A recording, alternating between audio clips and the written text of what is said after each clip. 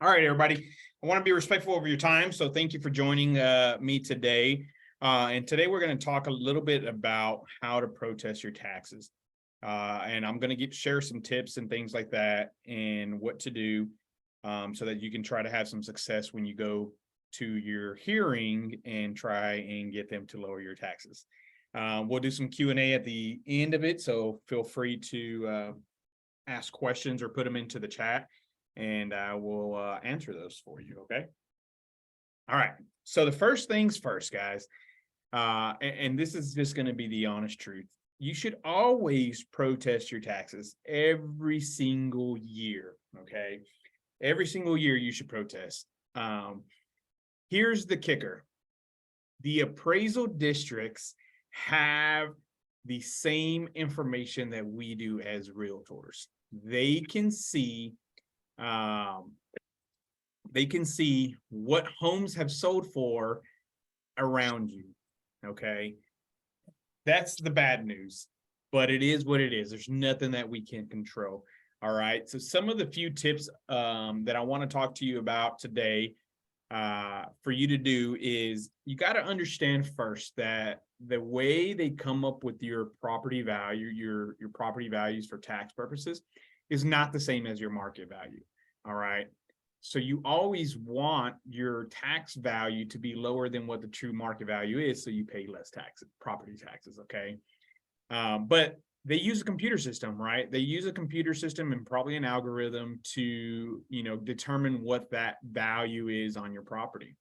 And so first things first, you got to make sure that you have your homestead on your primary residence done. Now, if you just purchase your house, obviously you have until the following year, that April following year, to get it done. You only have to do your homestead once and that's it. So you don't have to do it year over year. But what homestead does, it freezes the percentage that they can raise your taxes year over year, which is 10%. Okay. So if you have that homestead exemption, they can only raise your property taxes by 10%. So that's going to be the number one thing that you want to see. You want to see on the appraisal districts, and you can log in, right? You can log into Dallas CAD or just Google whatever county you're in, county appraisal district, and go to their website. Put in your address and stuff like that. See if that homestead exemption is there, right? They're human. If you did it online or you mailed it in or you went in person, what if there's an error and they forgot to actually put that homestead exemption onto your account and stuff? So you want to make sure that it's done. All right. And so that's number one. You want to make sure that homestead is done. Like I said, if you purchase your property, you have until the following April to do it. You can apply at any time now. They released where you can apply the day after if you wanted to. But the biggest thing is you have to have your driver's license or your identification with the new address, okay? So be sure that's done. The second thing is when you go to protest your taxes, guys, be kind. You got to remember, these are humans. These are people, on the other side, and they're just doing their job, okay? So don't go in there acting all crazy, yelling, bringing up a fuss, because you're not going to get anywhere. Be kind. And the more kind you are, the more they can probably relate to you, and the better chance that you probably have of connecting with them and establishing that rapport, and maybe that's on your side, okay? So be nice. They're people too. One thing that people are unaware of and uneducated about is you can request the comparables that they've used to determine your home value. And comparables are where they search what homes have sold for around you and compare your house to those to determine what your value is, right? And like I said, they probably have a computer system to do it. Trust me, there's not a human being that's checking everybody's single value on a property every single year. There's just not enough people to do that, even if they did it every day, all day, for all year. Okay, so it's a computer, but you can request that information, and you want to request it because you want to check, or you want to send me that list so I can check to see what homes they're comparing yours to. Because what if they're comparing your house to the cream of the crop in the neighborhood, right? A home that's either new or maybe it's been updated so much, and that's what they're comparing it to, when your home isn't anywhere near that. So you can request that information from the appraisal district. Sometimes you can do it online, or you just simply call them and they'll mail it to you or email it to you. Okay. So when you get those comparables, you can look on Zillow. Yes, I'm going to send you there, right? Only to look at what the homes they're comparing yours to, right? Not to go look for your new house that you're trying to buy, or to try to get your true market value. But go on there and look at the pictures and see if it's anywhere near yours. Okay. And like I said, you want an extra set of eyes on it, send me that list of the comparables and I'll go in there in detail and give you the information you need to say, hey, yes, 123 Main Street is nowhere near comparable to my house because that home has a new fence. It has new updated kitchen, it has new updated bathrooms and flooring and this and that. My house is not the same as that one. So that's going to be key when you go to these hearings and talk to them to protest your taxes and say, hey, these comparables are wrong. Maybe it's more like these other three that I found in the neighborhood that are less. And so when they see that, they'll be like, oh, okay, great. Now, how are they going to see that? You need to take pictures of your house. Okay. That's another key factor, is take pictures of anything and everything when you're going there. You got to do your homework. Now, you may think it's a lot of work, but what's worse, doing the homework when you go to your hearing or just paying the higher property taxes, right? I don't know about you, but I rather do my homework. And these are the tips that I'm giving you to do your homework, okay? So take pictures of anything and everything. Maybe your fence is falling down. Hey, fences are expensive. I can relate, right? I don't want to go fix it right now, but maybe you taking a picture of that and showing them that, you have a falling fence down. They can use that as far as the condition of the home to go and say, hey, okay, yes, your home isn't as valued as we thought it is because you have a lot of cracks in your house, right? From foundation settlement, maybe there's rotted wood on siding that you haven't got a chance to go and repair. It's okay. As a homeowner, these are big expenses that we don't all have the money sitting in the bank to go do. So take pictures of anything and everything. And if you're going to show that, hey, your house isn't as updated as the ones that they're comparing it to, that's when you want to take pictures of your kitchen, of your bathrooms, of the floors and say, hey, look, here's my house. It's nowhere near as updated as the ones you are comparing it to. Okay. So be sure to take pictures of everything. Any little repair that needs to be done, take pictures of, right? Maybe if you do know that you need repairs, get quotes. So then quotes from professionals that's going to say, hey, yeah, this needs $50,000 worth of work. Maybe, and use that to make your point when you go and protest your taxes as well. Now, another thing that you want to do is when you pull up your tax records, and I'm going to share screen and I'm just going to pull up an example so y'all can see this. And I'm going to use one of my houses, so don't be alarmed. I'm not sharing your information with anybody. Obviously, you can go, if you're in Dallas County, you can go to dallascad.org, right? You're going to go to search property, search appraisals. You can put in your name or you can put a street address. So, for instance, here is one of ours. And this is on one of my rental properties that unfortunately I can't file homestead because it's a rental property, but I can still protest the value of the taxes and stuff like that. All right. So here's the thing. You want to look for any discrepancies, right? Now, if your house has more or shows more or is more from what is compared on the appraisal district, then you don't say anything at all, right? So for instance, this home, it's saying that it's in good condition, that it's 792 square feet, and that it is 2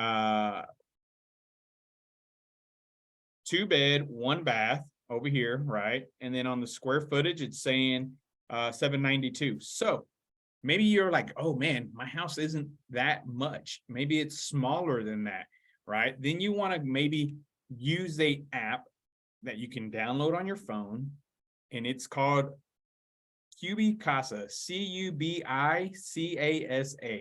All right, it's free. You can go on there, and what it's going to do, it's going to look like this. Okay, it's called Cubicasa. Scan a space, and you're going to use your camera to point to the floor and walk the interior of your house, room by room. Okay, and what that's going to do, it's going to use all their technology to make a floor plan of your house, and it's going to give you an estimate of what the square footage is.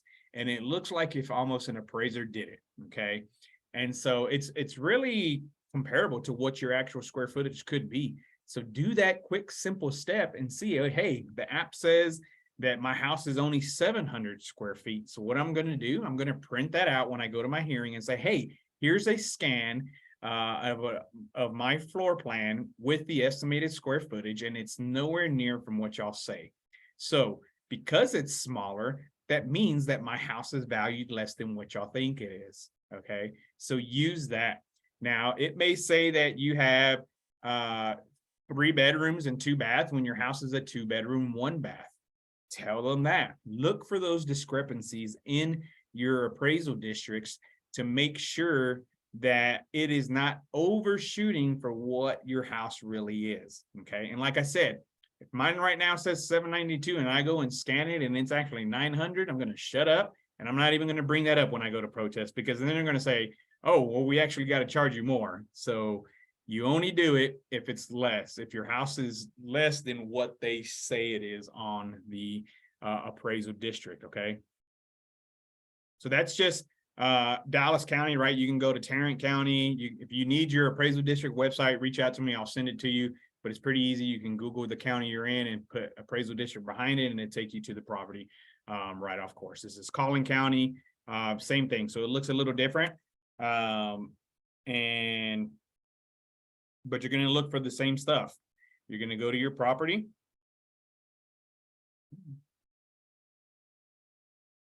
And you're going to look for the same square footage, 2072, right? That's what they're saying my house is.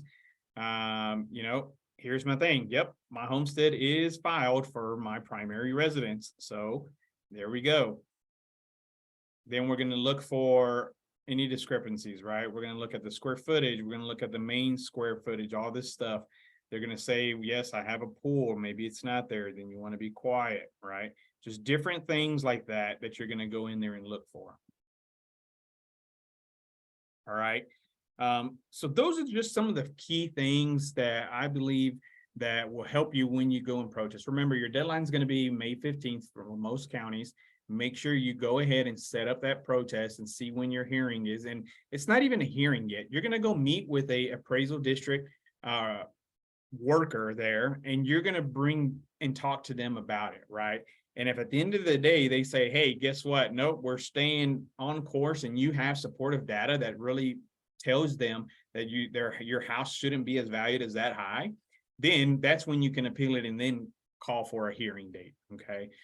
But in the very beginning, you're just going to protest, and you're going to go sit and bring your homework that you've done on the property and give it to them so that they can see, and you're going to make your case. Most times, like I said, when you're friendly with them, they'll look at it, and if you have real legitimate answers for it, then they're going to say, okay, cool, let's see what we can do. And then they're probably going to lower your taxes. Now, does this work every year? Is it guaranteed? No, it's not. But I'd rather at least go spend an hour or two making my case to them and have a chance of lowering my property taxes every single year. And if you don't do it every single year, you should at least be reviewing this information to make sure these things that we just talked about is correct or not.